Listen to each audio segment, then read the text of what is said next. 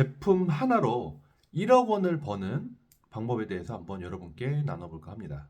실제 제 사례를 바탕으로 말씀드리는 거니까 한번 잘 들어주셨으면 좋겠어요. 저는 좀 피부에 좀 문제가 있습니다. 구체적으로 좀 말씀드리긴 조금 그런데 제 피부에 좀 결핍이 좀 있는 부분이 있어서 피부를 좀 어떻게 할까 고민이 굉장히 많이 스러웠어요. 이게 치료도 좀 어렵고 그래서 이거를 어떻게 해결을 할까 생각을 하다가 해외 사이트에서 우연히 커버를 할 수 있는 제품을 좀 알게 됐어요. 정말 우연히. 이 제품을 써보니까 와, 너무 감쪽 같은 거예요. 저희의 큰 결핍을 커버를 해줄 수 있는 굉장히 감쪽 같은 제품이었던 거예요. 그래서 이 제품이 너무나 신박하고 신기해서 제 그 블로그에다가 그리고 유튜브에 영상으로 이제 옮겨 놨습니다. 네, 그랬더니 저와 이제 유사한 이제 피부에 문제가 있으신 분들이 그 제품 진짜 좋은 것 같다. 나도 좀 사달라. 저희 우연찮게 계좌로 제가 돈을 받고 물건을 보내준 적이 있습니다. 네, 그런 식으로 원하시는 분들이 자꾸 생겨나다 보니까 나중에 알게 된 건데 이게 구매대행 같은 사업의 일종이라고 하더라고요. 처음은 구매대행이 제가 어떻게 하는지도 몰라서 실제로 해외에서 제품을 캐리어로 가져오기도 했고요.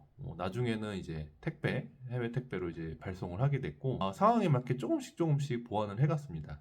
처음에는 제가 블로그 이제 댓글이나 이런 걸 통해서 주문을 받았는데 그게 너무 불편하더라고요. 그래서 주문을 어떻게 받지 하다가 사이트에다가 올려놓고 제품을 팔고 이제 자동으로 주문을 받고 이제 배송을 하게 되었고요. 근데 찾는 사람들이 더 많다는 걸 알게 되고 점차적으로 네이버 스토팜이나 쿠팡 이런 사이트에도 하나씩 좀 더 제품을 올려두기 시작했습니다. 조금씩 보완했어요. 그래서 제품을 사용법에 대해서 잘 모르시는 분들도 있어서 제가 한글로 설명서도 제작을 해서 같이 이제 동봉을 해드리던가 하기도 했고요. 정말 그렇게 하나씩 하다 보니까 어느 순간 좀 일정한 고객분들이 좀 모이기 시작하더라고요. 그래서 제가 그 시점이 된 후에는 제품을 그 해외에서 수입하려고 업자랑 좀 대화를 좀 나눴습니다. 실제로 수입까지도 고려하고서 진행을 했는데, 근데 잘 안 됐어요. 그쪽에서 요구하는 수량도 너무 많았고, 저희가 수입하는 데는 좀 문제가 있더라고요. 그래서 이번 기회에 아예 내 브랜드로 한번 제조를 해보자. 저희가 한국에서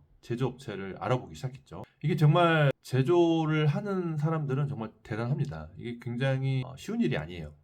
저 같은 경우도 정말 수많은 협력사를 미팅을 하고 그 중에서 만난 협력사 가운데 그나마 좀 저희 제품을 잘 이해하고 할 수 있는 업체를 그나마 만나서 정말 오랫동안 협의하고 제품 샘플을 계속 내고 저희가 더 보완하고자 하는 부분을 반영을 시키고 원료 성분에 대한 그 내용을 알려드려서 계속적으로 제품 개발을 진행을 했습니다. 저 같은 경우에는 정말 제조 경험이 없다 보니까 거의 진짜 제품이 나오기까지 거의 1년 가까이 걸렸던 것 같아요. 연구나 업체들 미팅이나 여러 가지 시제품 해보고 그다음에 실제로 제품 나오기까지 제가 마음에 드는 순간까지 거의 1년 가까이 시간이 들었어요. 국내에서 제조한 제품으로 해서 제 브랜드를 달고 판매를 시작했고 아무래도 제 브랜드 직접 제조한 제품이다 보니까 수익 부분에서나 국내에 재고를 둘 수 있어서 더 빠른 배송을 할 수 있는 또 장점이 되었고 무엇보다도 이러한 문제가 갖고 있는 제 환자가 계속적으로 제품 홍보를 하다 보니까 판매도 더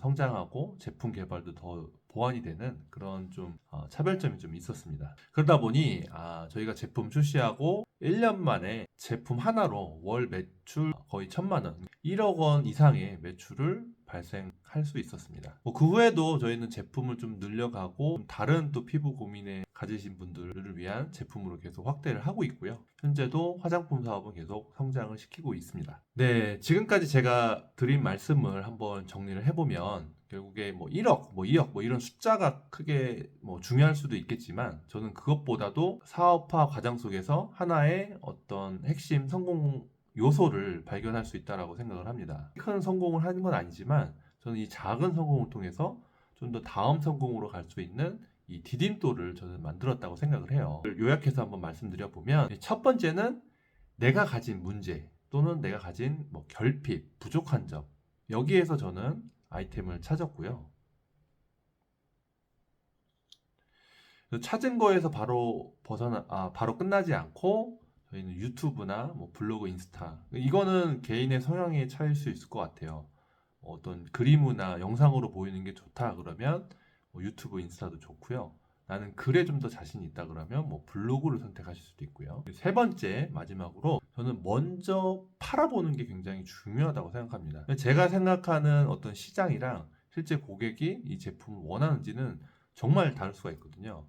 그래서 저는 그 제품이 어떤 식으로든 빨리 판매할 수 있는 어떤 제품의 형태로 만들어 보는 게 굉장히 중요하다고 생각을 합니다. 뭐 간략하게 만들어지는 프로토타입 같은 제품화해서 고객한테 테스트 해보는 과정. 그 속에서 제품은 계속 보완해서 더 완벽한 제품으로 만들어가면 되거든요.